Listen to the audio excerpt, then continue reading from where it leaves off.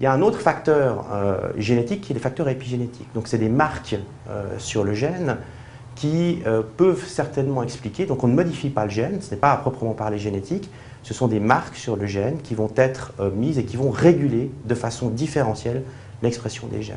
Ces marques sur le gène sont très certainement la conséquence d'abus dans l'enfance, qui est un facteur extrêmement important du trouble de personnalité borderline. Les études montrent que 70 à 80% des personnes souffrant de ce trouble ont vécu des abus sexuels dans leur enfance et que le 20 à 30% restant ont très certainement subi d'autres formes d'abus émotionnels, physiques.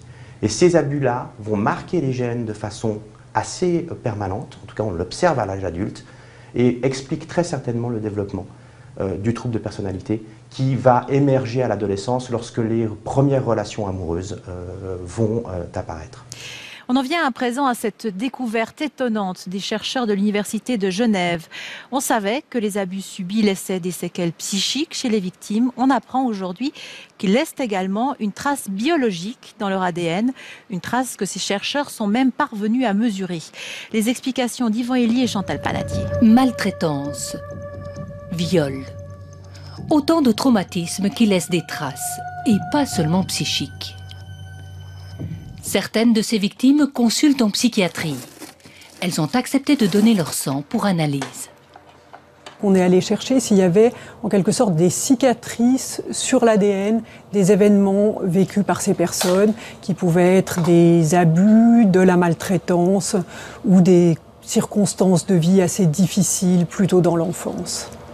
Dans l'ADN, les chercheurs isolent un gène, celui qui répond à un stress très fort résultant d'un traumatisme.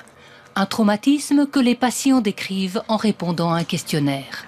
Ce qui est incroyable, c'est qu'au niveau de l'ADN extrait du sang des patients, on a trouvé que proportionnellement à ce qu'ils avaient subi, on trouvait des modifications chimiques de leur ADN. Donc vraiment que cette cicatrice était mesurable. Le traumatisme s'inscrit donc dans notre génome. Et sa trace survit à chaque division cellulaire. Chez les humains comme chez les souris, elle se transmet jusqu'à 3 générations au moins.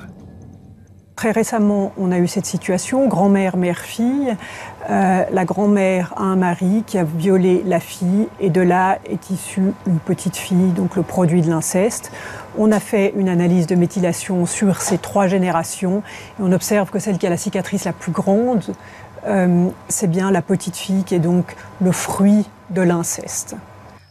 Le gène de la grand-mère, profondément choquée, est moins marqué que celui de la mère qui a subi le viol. Mais la petite fille, qui n'a jamais été violée, porte la plus grande cicatrice. Mais il y a une bonne nouvelle, cette trace, on peut l'effacer, par les médicaments et les thérapies. Encore une raison, s'il était nécessaire, de soigner les traumatismes, pour les effacer dans notre tête et dans notre ADN.